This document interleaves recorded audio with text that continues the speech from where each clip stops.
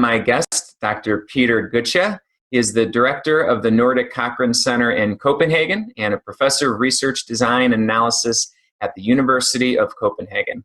Peter's the co-founder of the Cochrane Collaboration, formed in 1993, that conducts the world's most thorough independent analysis of healthcare research. He is the author of 4 books, including Deadly Medicines and Organized Crime, How Big Pharma Corrupted Healthcare, and most recently, he published Deadly Psychiatry and Organized Denial. Thank you for being here today, Peter. You're welcome. All right, so the first question, I always like to learn kind of people's motivations and their interests. So why did you form the Cochrane Collaboration? We were around 80 people who met in Oxford in 1993, who were very frustrated because we could not trust the published literature on healthcare research. So we needed to do much better. And what we decided to do was to collect the randomized trials of various interventions and then read them critically and summarizing them in a database. And also doing a statistical summary, which we call a meta-analysis, if there is more than one trial in the same area. And then we update the Cochrane reports when new trials come along, when it's needed. So this has helped create a more reliable literature of research reviews so that we know more about which interventions work and which do not, and which cause more harm than good. So what does this process look like? So from what I read about on your website, you actually have collaborators in over 100 countries that are working towards this project. So how do you actually manage to collaborate and kind of include all these different contributors? What does that process look like? We are very much funded by governments, and we don't take industry money, of course. That would ruin our credibility. And there are Cochrane centers in many countries. Mine in Copenhagen opened at the same time as the Cochrane Collaboration 25 years ago. And then we have around 50 so-called review groups. They function, all of them, like a medical journal. So one, for example, specializes in liver and gall duct diseases. And that functions like an ordinary medical journal. So that is the basic structure we have. And we have perhaps 20 or 30,000 collaborators in more than 130 countries. Wow. So now, to say that you're an outspoken critic of psychiatry would probably be an understatement.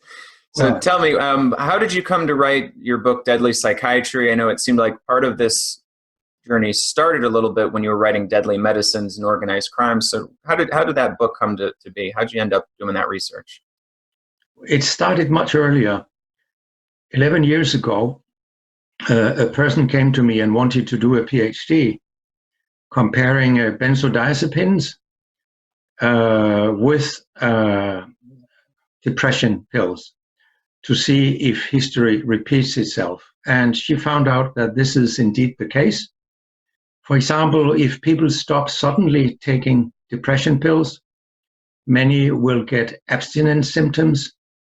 And they are very much the same as when you stop a benzodiazepine. These are the pills that in the old times were called nerve pills, like Valium and Librium, and these names you are probably familiar with. So she found out that contrary to what the psychiatrists were telling the world, the abstinence symptoms were about the same. But the psychiatrists told the world back then, and still do, that you do not become dependent on depression pills, whereas you do become dependent on benzodiazepines. This is totally wrong. You do become dependent on both types of drugs. So when I found this out together with her, I took an interest in psychiatry, and I now have 5 PhD students who work with psychiatric drugs and psychotherapy. So we have published a good deal, so it was pretty natural for me to write a whole book about it. I consider psychiatry the worst area in healthcare, and have actually come to the conclusion that current day psychiatry does more harm than good, because psychiatrists and general practitioners and pediatricians and others, they use so many psychiatric drugs that the effect of that is that you have a whole specialty that is actually harmful for patients.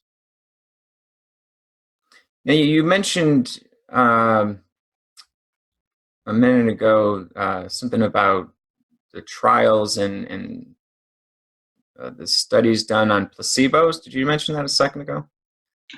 No, but I can mention that. Yeah, there was something I read in your writing that was really like eye-opening about the flaws in a lot of these studies with regard to placebo. Can you talk a little bit about that? Yeah, psychiatric drug trials are generally quite unreliable. And one of the reasons for this is that you almost always, you take people who are already in treatment. So if you do a depression trial, you take people who already get depression pills, then you randomize them to placebo or another depression pill. And what does that mean? It means that you harm those who get placebo, because some of these get cold turkey symptoms, just like if you suddenly stop heroin or alcohol. So some of these cold turkey symptoms, abstinence symptoms, they can actually be depression.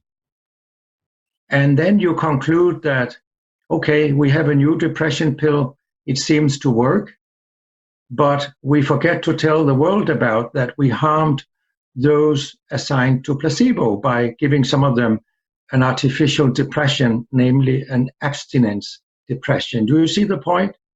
And then there is another big problem with trials in psychiatry, and that is that these drugs have many side effects.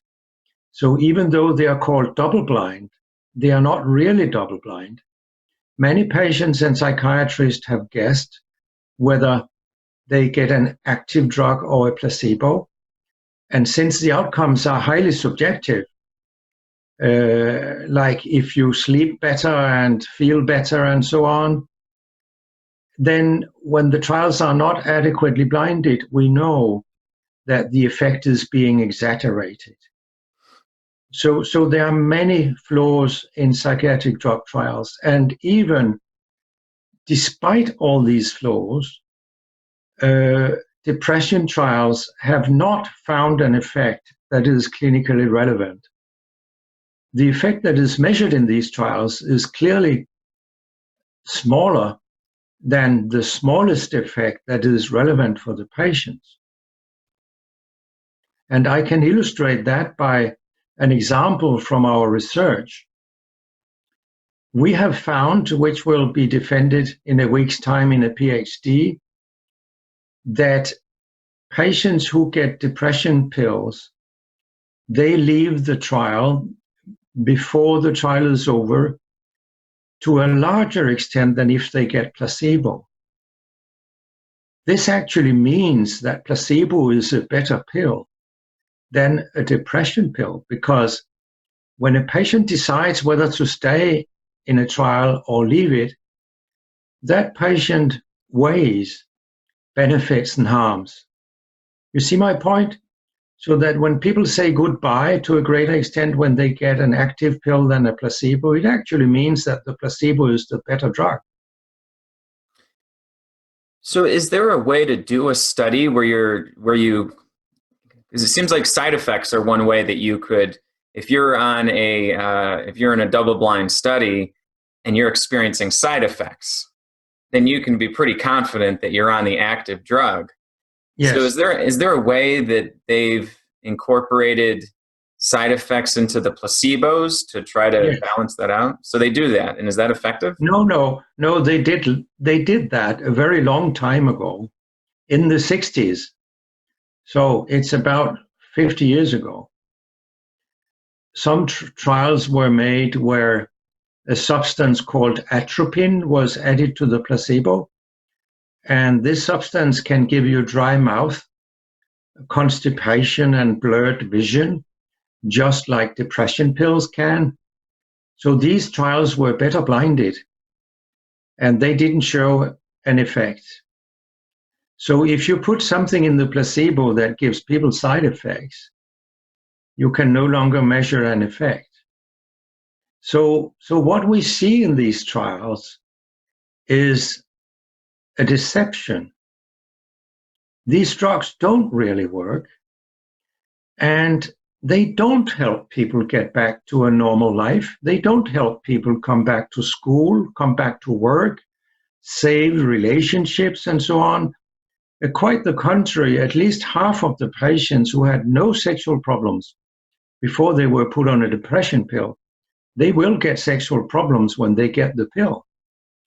So these pills have quite pronounced harmful effects, and they can also increase the risk of suicide, which you undoubtedly know about.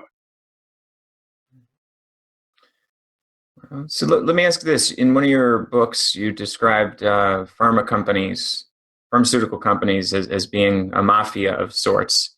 Can you describe, and part of it was that you said that they were, buying off professors and doctors. Can you describe a little bit about when you say that they're buying off professors and doctors, what does that really look like? What do you mean by that when you say that they're being bought off? Oh, in our little country, for example, where we just have perhaps 25,000 doctors, around 4,000 to 5,000 of these doctors, or maybe more, are in some way financially related to the drug industry. This is a huge amount of Danish doctors, and they don't buy the junior doctors. They start buying the professors and chiefs of department and so on. And you may ask, how do they buy them? Well, they ask them, do you want to be a consultant for us so that we can ask you questions? Or do you want to be on our advisory board and then we pay you for that? Or they make fake trials that are not really scientifically valuable, but are marketing ploys. And then they attach a large number of so-called clinical investigators to them that get something out of this relationship. So there are many ways of buying doctors, and the research literature shows very clearly that, of course, you become influenced when you benefit from your relations to the drug industry. Research has shown that these doctors who get drug industry money, they generally use far too expensive drugs. They use drugs more than other drug doctors do. And they use sometimes drugs that are even more harmful than older drugs that are far cheaper. So this corruption is clearly harmful for patients. Right. And so what about doctors that let's say, begin doing work and getting paid by pharmaceutical companies? Is it hard for them to then become detached from that relationship? Are they kind of stuck in it? Is there, consequences if they then speak out and change direction? Like what happens? Like, now, are there examples of doctors that were originally funded by pharmaceutical companies that have broken away? Oh yeah, one of the more well-known examples is an American called Daniel Carlat, who was a drug salesperson. So he gave lectures sponsored by drug companies. And when he found out how bad all this was, he just quit. It's a moral issue. Every single person needs to decide for themselves whether they want to become corrupt or whether they want to be able to look themselves in the mirror in the evening and in the morning. That's up to every single individual. You're not obliged to become corrupt. Now, in your book, and actually even in an essay, I think it was, that I read, you talked about these famous myths about psychiatry.